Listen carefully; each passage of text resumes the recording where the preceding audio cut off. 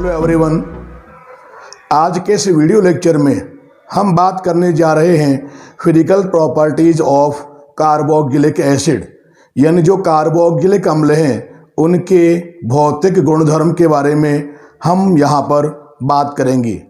और जो physical properties हैं उसमें जो सबसे पहला पॉइंट हम यहाँ पर लेंगे वो है फिजिकल स्टेट। फिजिकल स्टेट जिसे हम कहते हैं भौतिक अवस्था या हम कहते हैं भौतिक प्रावस्था के बारे में यहाँ पर हम बात करेंगे। तो जो फिजिकल स्टेट है, भौतिक प्रावस्था है, उसमें आप ध्यान रखेंगे कि एल्केनोइक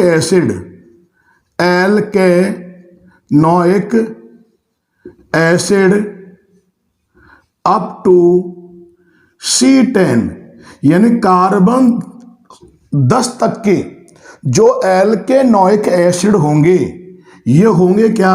ये होते हैं कलरलेस लिक्विड। यानी कहने का अर्थ ये है कि ये होंगे कैसे? रंगहीन द्रव होंगे, यानी लिक्विड तो होंगे लेकिन वो कलरलेस होंगे। कहाँ तक? कार्बन संख्या 10 तक के एल्केनोइक अम्ल, एल्केनोइक एसिड। लेकिन जो एल्केनोइक एसिड हैं उनके जो हायर मेंबर्स होंगे, जिनको हम कहते हैं उच्चतर सदस्य, ये होंगे क्या? ये होंगे कलरलेस, यानी ये भी रंगहीन होंगे, लेकिन ये होंगे कैसे? Wax like solid. यानी कहने का अर्थ ये है कि ये भी रंगहीन होंगे लेकिन ये होंगे मोम के समान सॉलिड होंगे, मोम के समान ठोस होंगे। कौन? हायर मेंबर, उच्चतर सदस्य। ये हो गया आपका पहला पॉइंट, फिजिकल स्टेट, भौतिक प्रावस्था कार्बोक्सिलिक एसिड की। अब यहाँ पर हम जो सेकंड पॉइंट है उसके बारे में यहाँ हम बात करेंगे, जिसे हम कहते हैं क्या है? ऑर्डर, या हम इसको कहते हैं स्मेल, यानी गंध के बारे में हम बात करेंगे कि आखिर जो कार्बोक्सिलिक एसिड हैं उनकी स्मेल होती क्या है। तो यहाँ पर आप ध्यान रखेंगे कि C1 से लेकर C3 वाले जो एल्केनोइक एसिड हैं, कार्बोक्सिलिक एसिड्स होते हैं, उनकी जो स्मेल होती है वो होती है पंजेंट स्मेल है, जिसे हम कहते क्या है? इसको हम कहते हैं तीक्ष्ण गंध होती है, तीखी गंध होती है। कार्बन नंबर 1 से लेके कार्बन नंबर 3 तक के एल्केनोइक एसिड, लेकिन कार्बन नंबर 4 से लेके कार्बन नंबर 9 तक की जो एल्केनोइक एसिड्स हैं, एल्केनोइक अम्ल होते हैं, उनकी जो स्मेल होती है वो होती है रोटेन बटर लाइक स्मेल, जिसे हम कहते हैं सड़े हुए, यानी विकृत गंध युक्त। यानी कहने का अर्थ यह है कि सड़े हुए जो मक्खन है, बटर है, या विकृत गंधी जो मक्खन है, बटर है, उसके समान गंध होती है। किसकी? C4 से लेके C4-9 वाले एल्केनोइक एसिड की। लेकिन यहां पर आप ध्यान रखेंगे कि हायर मेंबर्स ऑफ एल्केनोइक एसिड, यानी जो एल्केनोइक एसिड्स के जो हायर मेंबर होंगे उच्चतर सदस्य होंगे उनमें आप ध्यान रखोगे कि ये कैसे होते हैं, ये ऑलमोस्ट ऑर्डरलेस होते हैं, यानी उनकी कोई गंध नहीं होती। यानी कहने का अर्थ ये है कि जो हायर मेंबर होंगे वो प्रैक्टिकली क्या होंगे, वो प्रैक्टिकली गंधहीन होते हैं, ऑर्डरलेस होते हैं। तो ये हमने बात की यहाँ पर सेकंड पॉइंट के बारे में, जिसे हम कहते हैं ऑर्डर या स्मेल। अब यहाँ पर हम जो थर्ड पॉइंट लेने जा रहे हैं वो है सॉल्युबिलिटी, जिसे हम कहते हैं क्या है, विलेयता। तो यहाँ पर एक बात ध्यान रखेंगे सॉल्युबिलिटी के बारे में कि फर्स्ट 4 members of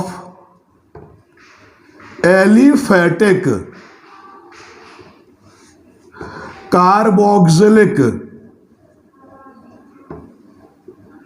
एसिड्स, यानी जो एलिफेटिक कार्बोक्सिलिक अम्लों के जो प्रथम 4 सदस्य होते हैं ये होंगे क्या, यहाँ पर ये होंगे soluble in water, soluble in water, यानी कहने का अर्थ ये है कि ये होते हैं जल में विलयनशील हैं।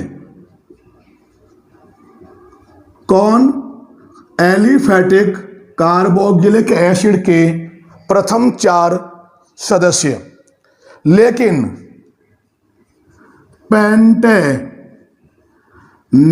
एसिड और एक है हेक्सेनोइक एसिड, ये जो दोनों एसिड आप देख रहे हैं ये दोनों के दोनों क्या होंगे, पार्शियली सॉल्युबल इन वाटर, यानी कहने का अर्थ ये है कि ये क्या होंगे, ये दोनों होंगे जल में आंशिक विलयनशील होंगे, पार्शियली सॉल्युबल इन वाटर होंगी। लेकिन जो कार्बोक्सिलिक एसिड के हायर मेंबर्स हैं, higher members of carboxylic acid, ये क्या होंगे, ये होंगे इन सॉल्युबल इन वाटर, ये जल में अविलयनशील होंगे। यानी कहने का अर्थ ये है, ये आपको यहाँ पर बताया मैंने कि जो हायर मेंबर्स हैं वो हैं जल में अविलयनशील हैं। अब यहाँ पर जो हायर मेंबर हैं उनकी जल में इनसॉल्युबिलिटी का, अविलयता का कारण क्या है उसके बारे में यहाँ पर हम बात करेंगे।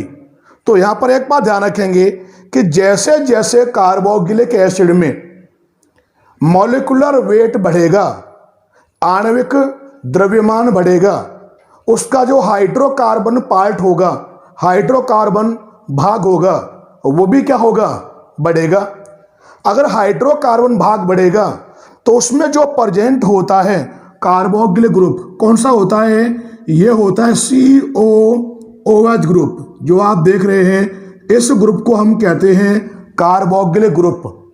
इस कार्बोक्सिलिक ग्रुप की जो पोलैरिटी होगी, जिसे हम कहते हैं क्या है, ध्रुवता, पोलैरिटी, ये क्या हो जाएगी, यहाँ पर ध्रुवता कम हो जाएगी। ध्रुवता कम हो जाएगी किसकी, COOH ग्रुप की जो पोलैरिटी है वो डिक्रीज होगी।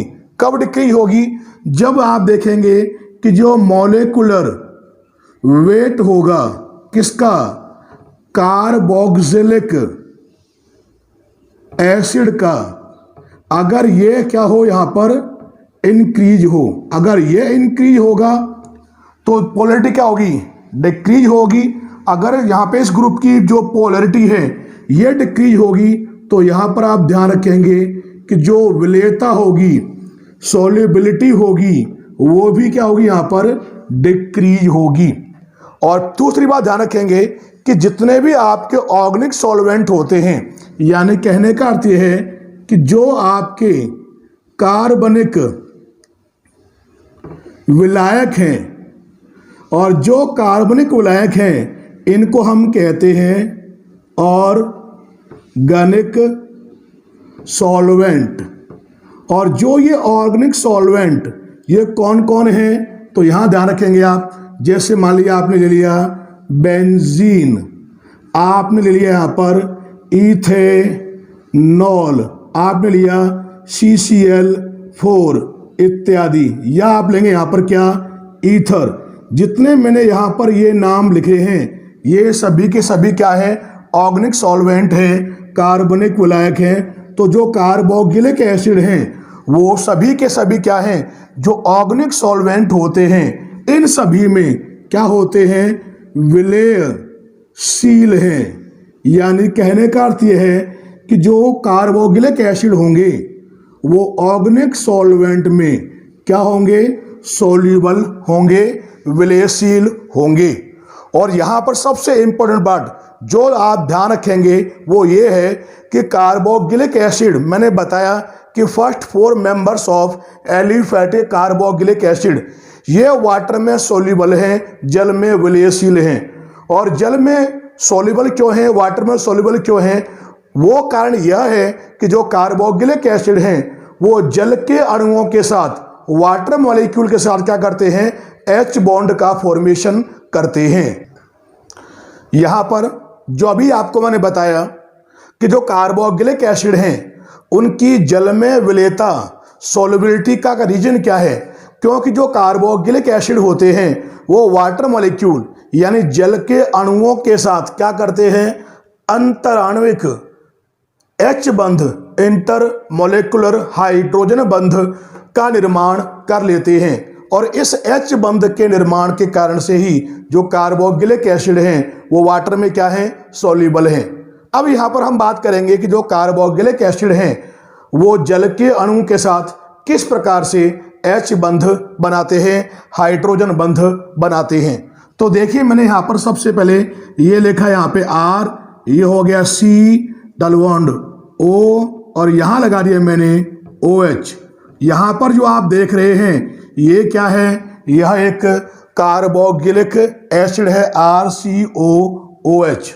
अब यहाँ जो लिया है, अगला देखो मैंने यहाँ पर ये लिया जल का अणु, क्या है देखिए ये HOH, ये लिया आपने यहाँ पर जल का अणु। फिर नेक्स्ट मैंने वापस लिया कार्बोक्सिलिक एसिड, क्या देखिए आप यहाँ पर, ये हो गया R, ये हो गया C, यहाँ आ गया डबल बॉन्ड O, और यहाँ आ जाएगा OH। फिर आगे मैंने वापस क्या लिया, मैंने वापस लिया वाटर मॉलिक्यूल, क्या होता है HOH। यानी कहने का अर्थ ये है कि इसको समझाने के लिए मैंने कार्बोक्सिलिक एसिड और जल के अणुओं को मैंने अल्टरनेट रूप में लिया है। अब देखिए आप यहाँ पर इसका ये वाला O इस वाले H के साथ यहाँ पर देखिए क्या करेगा, ये H बंध का निर्माण करेगा, हाइड्रोजन बंध का निर्माण करेगा।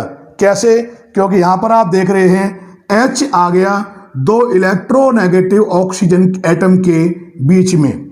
अगर देखिए आप इसका ये वाला O इस वाले H के साथ ये क्या करेगा, यहाँ पर भी ये H बंध का निर्माण करेगा। किस प्रकार से, यहाँ पर भी ये H आ गया 2 इलेक्ट्रोनेगेटिव ऑक्सीजन एटम के बीच में। इसी प्रकार से अगर आप आगे देखें तो देखिए आप इस प्रकार से अगर आप देखेंगे तो मैंने यहाँ लगा दिया, ये लिया आपने यहाँ पर H2O जल का अणु है। तो ये जो H आप देख रहे हैं ये भी इस वाले O के साथ क्या करेगा, H बंध का निर्माण करेगा। किस प्रकार से आप देखोगे कि ये H भी आ गया 2 इलेक्ट्रोनेगेटिव ऑक्सीजन एटम के बीच में। सेम प्रोसेस चलेगा आगे। और सेम प्रोसेस होगा पीछे, यानी H बंध इस प्रकार से निर्मित होंगे। और यहाँ पर जो आप देखेंगे, चाहे आपका ये वाला बंध हो, चाहे ये बंध हो, और चाहे ये वाला बंध हो, इस बंध को हम कहते क्या हैं? इसको हम कहते हैं यहाँ पर अंतराण्विक हाइड्रोजन बंध कहते हैं, जिसे हम अंग्रेजी में कहते हैं intermolecular hydrogen bond. And due to formation of this intermolecular hydrogen bond, carboxylic acids are soluble in water. अगला पॉइंट जो यहाँ पर हम लेने जा रहे हैं उसका नाम है बॉइलिंग पॉइंट, जिसे हम कहते क्या हैं? इसको हम कहते हैं क्वथनांक, बॉइलिंग पॉइंट। और ये जो पॉइंट है, ध्यान रखोगे आप, बोर्ड के एग्जाम के पॉइंट ऑफ व्यू से ये बहुत ही इम्पोर्टेंट है। तो आप सबसे पहले आप ध्यान रखेंगे कि जो कार्बोक्सिलिक एसिड होते हैं, कार्बोक्सिलिक जो अम्ल होते हैं, उनके जो बॉइलिंग पॉइंट के मान होंगे, जिनको हम कहते हैं क्वथनांक मान, ये क्या होते हैं? उच्च होते हैं, अधिक होते हैं। और दूसरी बात ध्यान रखेंगे कि अगर मान लिया यहाँ पर जो कार्बोक्सिलिक एसिड हैं, कार्बोक्सिलिक अम्ल हैं, अगर कार्बोक्सिलिक अम्ल का जो आणविक द्रव्यमान है, आणविक द्रव्यमान या आणविक भार कहें, अनुभार कहें, अगर ये इंक्रीज होगा, अगर ये बढ़ेगा, तो magnitude of van der Waal forces, van der Waal बलों का परिमाण भी बढ़ेगा। अगर वह बढ़ेगा तो यहां पर यह भी ध्यान रखेंगे कि जो कार्बोक्सिलिक जो अम्ल होंगे, उनका जो क्वथनांक मान है, बॉइलिंग पॉइंट है, क्वथनांक, ये भी यहां पर क्या होंगे? इंक्रीज होंगे, ये भी यहां पर बढ़ेंगे।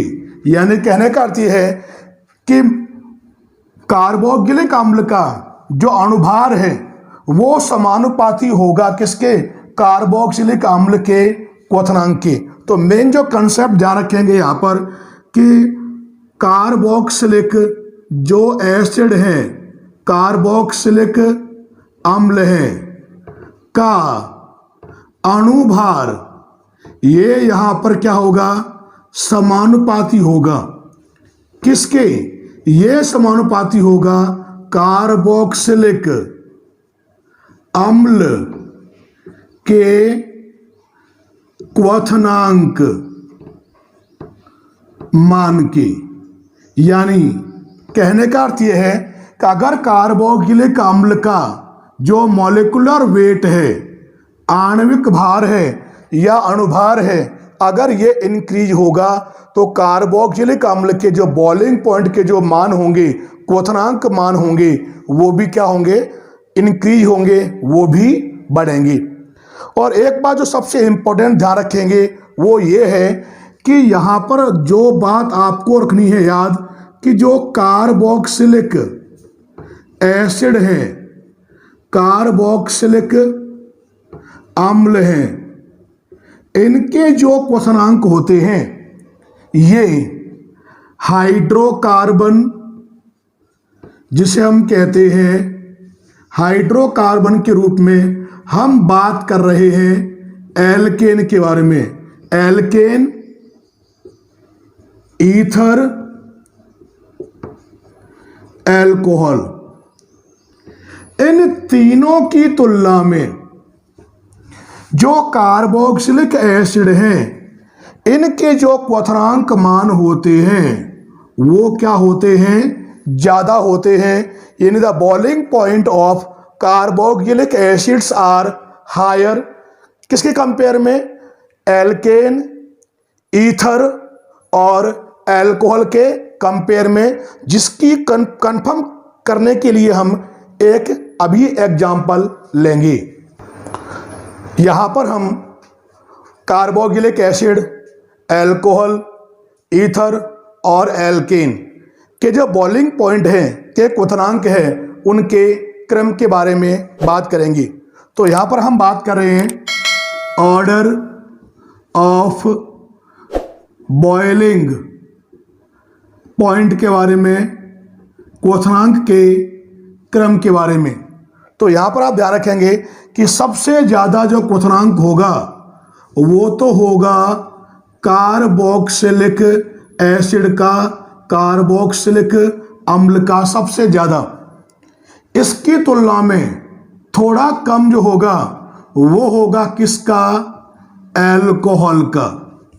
कारण क्या है कि जो कार्बोक्सिलिक एसिड हैं, कार्बोक्सिलिक अम्ल हैं, उसमें डाइमर द्विलक बनते हैं हाइड्रोजन बंध के निर्माण के कारण।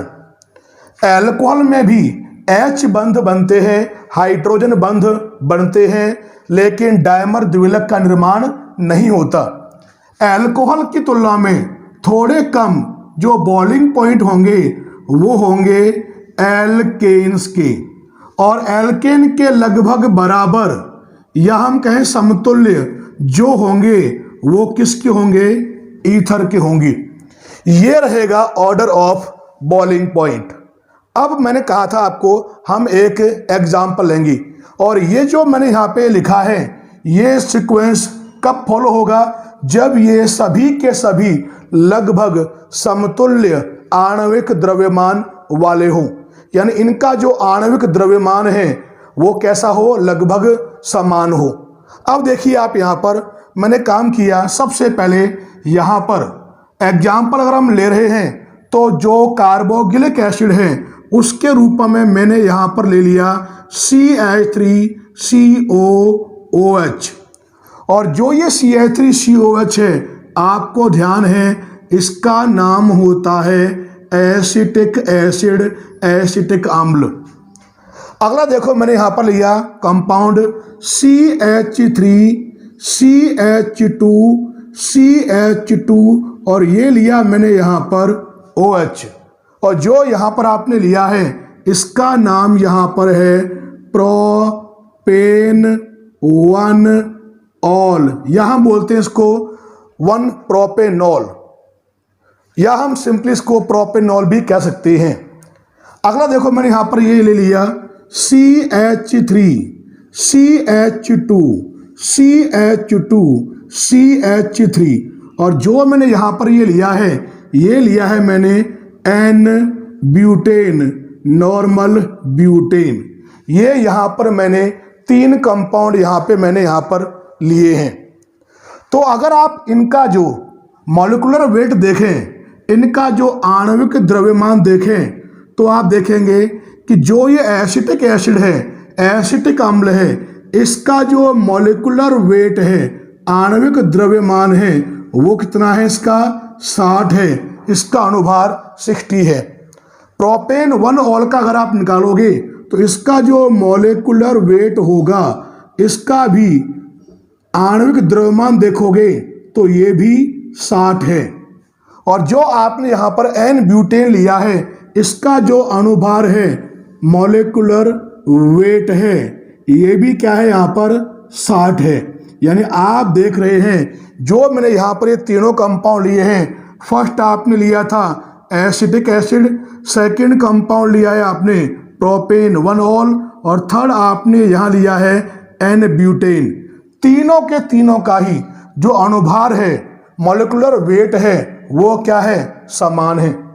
लेकिन अगर इनके बॉइलिंग पॉइंट के मान देखोगे आप, इनके क्वथनांक के मान देखोगे, तो यहाँ पर आप ध्यान रखेंगे कि जो ये एसिटिक एसिड होता है, एसिटिक अम्ल होता है, इसका जो बॉइलिंग पॉइंट है, इसके लिए जो बॉइलिंग पॉइंट की जो वैल्यू है वो है 391 केल्विन। लेकिन जो प्रोपेन 1-ऑल है, इसके लिए जो बॉइलिंग पॉइंट है, जो क्वथनांक है, इसका मान होता है 370 केल्विन। लेकिन जो मैंने यहाँ पर ये N-ब्यूटेन लिया है, इसका अगर आप यहाँ पर बॉइलिंग पॉइंट आप देखें, क्वथनांक मान देखें, तो यह होता है 309 केल्विन। और आप देख रहे हैं इन तीनों के तीनों में सबसे ज़्यादा जो बॉइलिंग पॉइंट है क्वथनांक किसका है? एसिटिक एसिड का, जो एक कार्बोक्जिलिक एसिड है। उससे थोड़ा कम किसका है? प्रोपेन 1-ऑल, जो एक एल्कोहल है। और यहाँ पर सबसे कम किसका है? एन ब्यूटेन का, जो एक एल्केन है।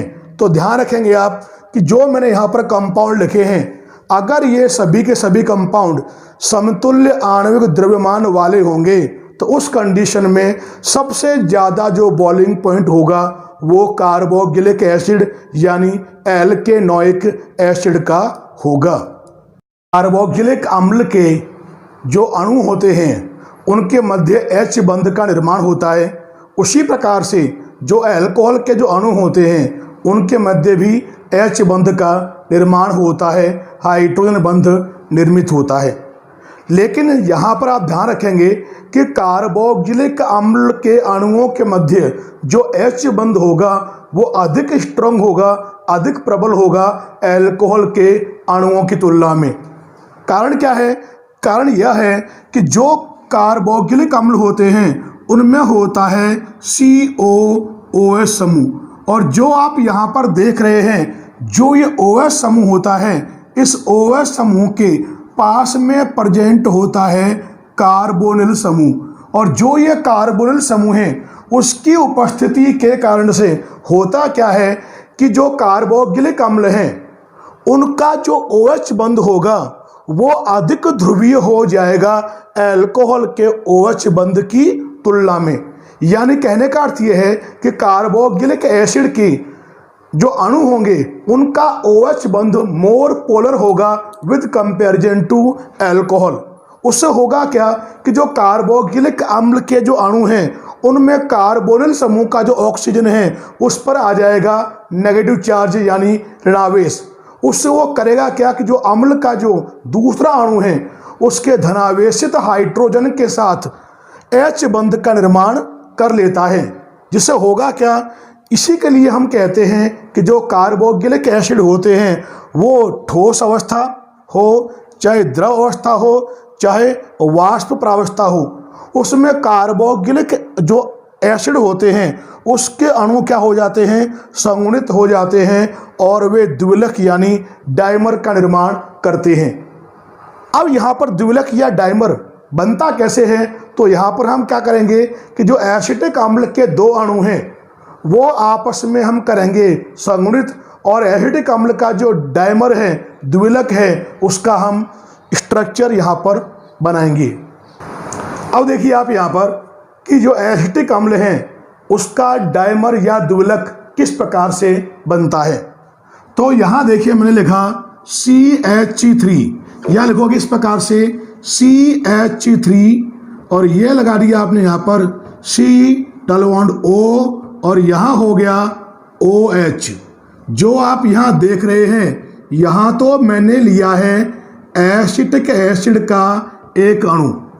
अब यहाँ देखिए आप दूसरा अणु लेंगे, ये लिया मैंने यहाँ पर CH3, यहाँ लगा दिया मैंने C, यहाँ पर आप देख रहे हैं डबल बॉन्ड O लिखा है मैंने ऊपर, यहाँ लिखूंगा इसका डबल बॉन्ड O नीचे, इसका OH नीचे है तो इसका OH आप लगा देंगे ऊपर।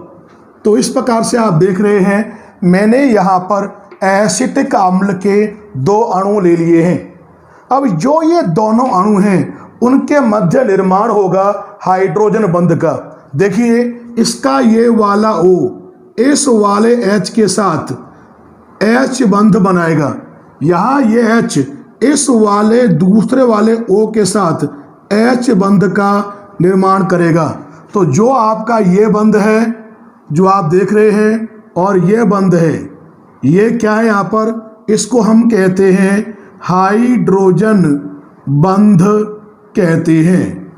और जो ये हाइड्रोजन बंध बना है उसके कारण से जो ये स्ट्रक्चर आपको प्राप्त हो रही है ये कहलाती है द्विलक यानी डाइमर।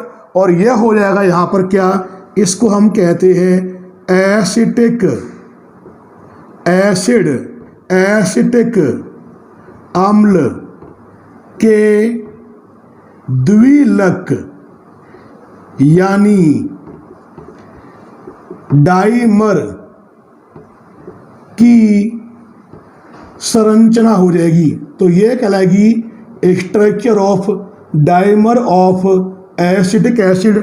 और जो ये स्ट्रक्चर मैंने यहाँ पे बनाई है ये भी कई बार बोर्ड के एग्जाम में पूछी जा चुकी है। अब यहाँ पर हम बात करते हैं कि जो ये एसिटिक अम्ल का जो द्विलक है, डाइमर है, उसको हम प्रमाणित कैसे करेंगे, किस प्रकार से हम कन्फर्म करेंगे कि वास्तव में ये द्विलक यानी डाइमर के रूप में रहते हैं। बात करते हैं इसको प्रमाणित करने के बारे में, सर्टिफाइड करने के बारे में। तो यहाँ पर एक बात आप ध्यान रखेंगे कि जो एसिटिक एसिड होता है, एसिटिक एसिड, एसिटिक अम्ल, इसका जो सैद्धांतिक अणुभार होता है, जो थ्योरेटिकली जो उसका जो मॉलिक्यूलर वेट होता है वो तो होता है 60 यानी 60 होता है इसका सैद्धांतिक अणुभार। लेकिन जब इसको आप ज्ञात करोगे किसके आधार पर, आपने पढ़ रखा है अणु संख्य गुणधर्म, जिसको हम कहते हैं कॉलिगेटिव प्रॉपर्टीज के आधार पर, या हम कहें कॉलिगेटिव प्रॉपर्टीज के द्वारा जब इसके अणुभार को हम प्रैक्टिकली ज्ञात करते हैं, प्रायोगिक रूप से ज्ञात करते हैं, तो होता क्या है कि इसका जो अणुभार होता है वो 60 के स्थान पर जस्ट डबल 120 आता है। यानी आप जानते हैं इसका जो अणुभार है, सैद्धांतिक अणुभार यह होता है 60।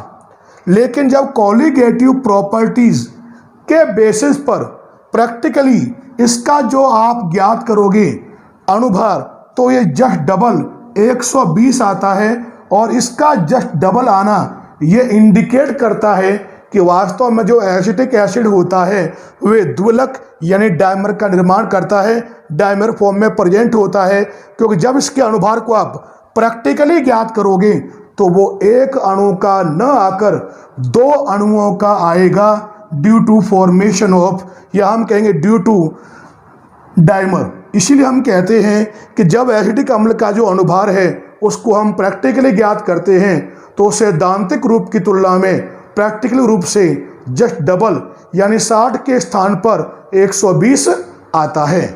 अब यहाँ पर हम जो नेक्स्ट लेने जा रहे हैं पॉइंट वो है मेल्टिंग पॉइंट यानी गलनांक।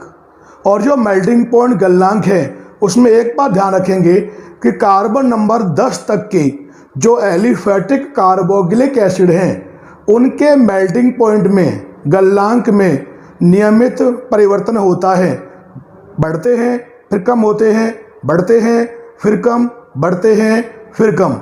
लेकिन ये जो रेगुलर चेंज आएगा, रेगुलर वेरिएशन आएगा, ये कार्बन नंबर 10 तक ही होगा। और यहाँ पर आप ध्यान रखेंगे कि यहाँ पर जो सबसे इम्पोर्टेंट बात यह है कि सम संख्या वाले जिनमें कार्बन होंगे, यानी जिनमें कार्बन सम संख्या में प्रेजेंट होंगे, उन कार्बोक्सिलिक एसिड के जो मेल्टिंग पॉइंट हैं वो तो होंगे ज़्यादा किसके होंगे, जिनमें नंबर ऑफ कार्बन क्या होंगे, इवन नंबर में प्रेजेंट होंगे, सम संख्या में होंगे। लेकिन जिनमें नंबर ऑफ कार्बन विषम संख्या में प्रेजेंट होंगे, ऑड नंबर में प्रेजेंट होंगे, उनके जो मेल्टिंग पॉइंट होंगे वो हो जाएंगे कम। तो यहाँ देखिए मैं लिखा है वैल्यू ऑफ मेल्टिंग पॉइंट।